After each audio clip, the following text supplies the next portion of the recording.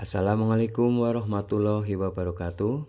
Selamat berjumpa kembali dengan saya Praitno dari channel Praitno Berbagi. Pada kesempatan kali ini saya akan memberikan informasi ya mengenai pengadaan untuk tenaga ya atau ASN pegawai pemerintah dengan perjanjian kerja atau PPPK tahun 2022 berdasarkan Peraturan Menteri Pendayagunaan Aparatur Negara dan Reformasi Birokrasi Republik Indonesia Nomor 20 tahun 2022 tentang pengadaan pegawai pemerintah dengan perjanjian kerja untuk jabatan fungsional guru pada instansi daerah tahun 2022. Baik, yang akan saya sampaikan di sini yaitu tentang persyaratan dan kategori persyaratan dari melakukan pengadaan ini ya, mengikuti ujian ini. Baik, di sini di bab 2 ya ada kategori dan persyaratan pelamar. Jadi kategori dan persyaratan pelamar, Bapak Ibu guru yang waktu tahun 2021 itu sudah pernah mengikuti dan ada yang belum beruntung ataupun belum lolos ya. Jangan khawatir. Di tahun 2022 ini ada keuntungan ya, keistimewaan bagi yang sudah pernah melaksanakan mengikuti ujian di tahun 2021. Nah, pada bab 2 kategori dan persyaratan pelamar pasal 4 di sini pelamar yang dapat melamar sebagai PPPK JF ya, jabatan guru pada instansi daerah tahun 2022 terdiri atas kategori. Jadi calon pegawai PPPK ya, jabatan fungsional guru ini pada tahun 2022 terdiri atas 2 kategori, yaitu kategori prioritas dan kategori pelamar umum. Nah, Bapak Ibu yang sudah pernah ya ikut tes di tahun 2021, ikut seleksi, ada menjadi termasuk pelamar yang prioritas. Nah, nanti kita akan bedakan ya apa yang dimaksud dengan pelamar umum ya. Mari kita kaji bersama. Pada pasal 5 1. Pelamar prioritas sebagaimana dimaksud dalam pasal 4 ya, ini pasal 4 ini huruf A, yaitu pelamar prioritas terdiri atas 3 ya. Pelamar prioritas 1, pelamar prioritas 2, dan pelamar prioritas 3. Jadi untuk ini pelamar prioritas ada 3 ya. Ada 3 kategorinya ya. Pelamar prioritas 1, pelamar prioritas 2, dan pelamar prioritas 3. Nah, Bapak Ibu akan masuk ke prioritas 1, 2, atau 3. Nanti kita akan jelaskan ya, termasuk yang mana Bapak Ibu guru ya. Baik, nah di sini pelamar prioritas 1 sebagaimana dimaksud pada ayat 1 ya. Huruf A terdiri atas. Nah, ini mohon dicatat ya Bapak Ibu, termasuk prioritas 1 atau 2 atau 3. Kalau prioritas 1 ya, terdiri atas siapa saja? A. THK 2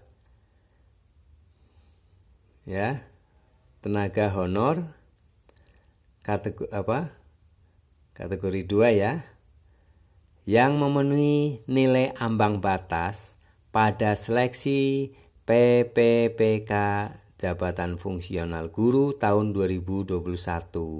Nah, yang pernah mengikuti tes ya, kemudian hanya nilainya di ambang batas, maka ini sudah termasuk pada pelamar prioritas 1 ya. Yang kedua, siapa lagi? Guru non ASN yang memenuhi nilai ambang batas pada seleksi PPPK Jabatan Fungsional Guru tahun 2021. Nah, ini ya, yang non ASN atau tenaga honorer ya, tapi memenuhi nilai ambang batas, maka menjadi masuk prioritas 1. Kemudian yang ketiga adalah lulusan PPG ya, yang memenuhi nilai ambang batas pada seleksi PPPK Jabatan Fungsional Guru tahun 2021. Dan yang keempat ya, yang termasuk prioritas 1 adalah guru swasta yang memenuhi nilai ambang batas pada seleksi PPPK Jabatan Fungsional Guru tahun 2021. Nah, 3. Pelamar prioritas 2. Nah, yang termasuk prioritas 2 sebagaimana dimaksud pada ayat 1 huruf B ini ya, merupakan THK 2 ya. Jadi tenaga honorer ya, kategori 2 ini masuk prioritas 2. Nah tadi THK kategori 2 tapi dia mempunyai nilai ambang batas masuk ke prioritas 1.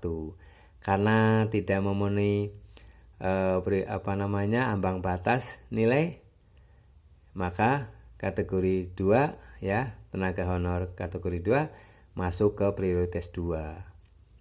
Nah, pelamar prioritas 3 sebagaimana dimaksud pada ayat 1 huruf C merupakan guru non ASN di sekolah negeri yang terdaftar di Dapodik ya, di Dapodik, dan memiliki masa kerja paling rendah 3 tahun.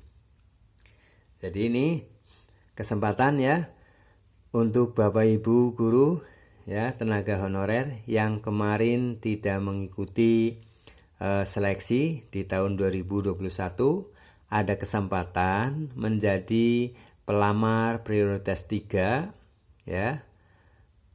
Ini karena dengan syarat Bapak Ibu guru itu terdaftar di Dapodik dan memiliki masa kerja paling rendah 3 tahun. Jadi sudah mendapatkan ya, ada harapan ya untuk bisa diangkat menjadi PPPK Jabatan Fungsional Guru di tahun 2022. Nah, di peraturan Menteri Pendayagunaan Aparatur Negara ini sudah banyak perubahan ya, sangat mendukung pada para honorer ya yang sedang mengikuti seleksi. Baik. Nah, kita lanjutkan pada pasal 6. Pelamar umum. Kalau tadi pelamar prioritas. Nah, ini ya, tadi pelamar prioritas, sekarang pelamar umum. Seperti apa, siapa yang menjadi pelamar umum?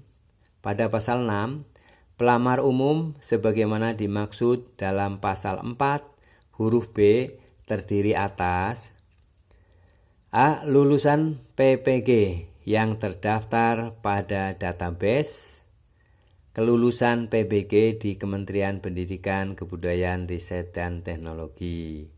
Jadi yang sudah lulus PPG maka secara otomatis akan menjadi pelamar umum ya, karena dengan syarat ada di database kelulusan PPG di Kementerian Pendidikan, Kebudayaan, Riset, dan Teknologi. Yang kedua adalah pelamar yang terdapat di Dapodik. Jadi lulusan PPG yang terdaftar di Dapodik.